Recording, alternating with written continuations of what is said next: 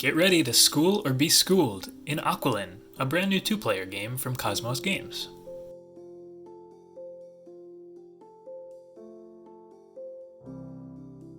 Hi, I'm Andy at Board Game Barrister, and this play-along tutorial is designed for you to play along with your own copy of the game. But if you don't have the game, no problem. We'll go through all the rules on screen so you can still learn the game and see how it plays. If you do have your own copy, feel free to grab your game box and follow along. Let's get started by opening the box and retrieving our game components. The components in Aqualin, like the game itself, are really straightforward. You should have a game board and 36 tiles depicting various sea creatures in different colors. There will be times throughout this tutorial where I suggest that you pause the video while you get caught up in your own game. Let's take our first pause now while you get your box open and your pieces out on the table. Okay, now let's get set up for your first game. First, place that game board on the table between yourself and your opponent.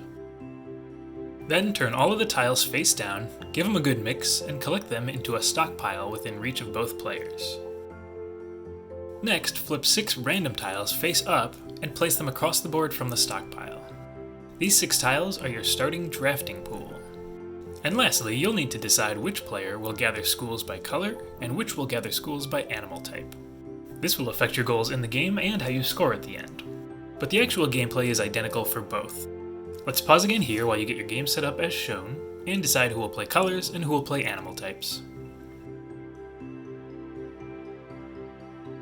Alright, we're ready to get started. Aqualin is a game about gathering schools of animals in an increasingly crowded reef. Every turn you'll have an opportunity to move a sea creature within the reef, as well as adding a new creature into the mix. The color gathering player will score points at the end of the game for groups of connected adjacent creatures of the same color, while the animal type player will score points for connected adjacent types. The rules are incredibly simple and straightforward, but the gameplay will have you and your opponent solving a tricky new puzzle every turn. So here's how we'll begin. The first player is the player who was most recently in the ocean. If you need a moment to figure this one out, feel free to take a quick pause, and once you've got your first player, we'll move on to the parts of a turn. The first thing you may do each turn is to move a sea creature, and the first player will have to skip this step because there aren't any creatures to move. So let's talk about step 1 in a minute and move on to step 2 of your turn, which is placing a new sea creature. Every turn you must choose one creature from the drafting pool and add it to any empty space on the board. This can be beside another creature, or out on its own. Then we're at the third and final step, which is to replenish the drafting pool by flipping one random tile from the stockpile face up, and adding it to the drafting pool. Let's take a brief pause while our first player places the first sea creature and replenishes the pool. Now, with player 2's first turn, and from now on, every turn will be exactly the same for the rest of the game. As I said, step 1 is to move a sea creature.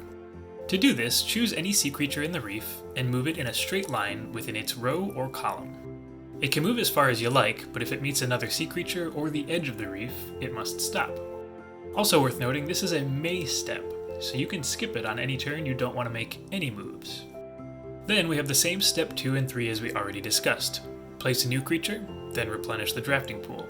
And both of these are must steps, so you have to do them each turn. And here we have a little quality of life tip from the designer, and that is to place all of the sea creatures at the same orientation as one another. This will make it easier to see the state of the reef and avoid missing something. Let's take another pause while player 2 goes, and then we'll talk about how your game will unfold and how it will end.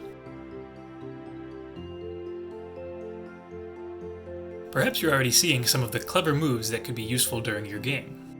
You may have turns where you move a creature to break up your opponent's school, then place a new creature to block it from going back, or a more defensive play where you move in a creature to your new school and then drop another to keep everything right where you want it. And don't forget that you're working on 6 different scoring goals at once. Just because there are no yellow creatures to add to your group or no jellyfish doesn't mean you can't be working on your purples or your crabs. Continue taking turns until the final tile is placed and the board is filled. When you get close to the end of the game, your stockpile will run out, and when that happens, you should just skip the remaining replenish steps of your turns. Next, we'll talk about scoring at the end of the game. You can either pause here until your game ends and then deal with scoring, or you can keep watching to see how your schools will be scored when your game is complete. Let's take a look at scoring. Refer to the school assessment chart on the back of your rulebook, or just come back and pause on this image once you're ready to score up your game. The chart details how many points each school size is worth. For instance, a school of 4 adjacent seahorses is worth 6 points. Likewise, 4 adjacent green creatures are also worth 6 points. Leave all the sea creatures where they are. The most straightforward way to score the game is to go one player at a time and check each school available. We'll start with our animal type player. First, we'll score crabs, for which there is a school of 2 and a school of 3, for a total of 4 points. Single creatures don't count as a school and are not worth any points. Then we'll score fish, jellyfish, seahorse, starfish, and turtles. The color player will score for their schools in blue, green, pink, yellow, purple, and red. Add up all your schools, and the player with the highest total is the winner. And if you do happen to tie, the player who went second is the winner.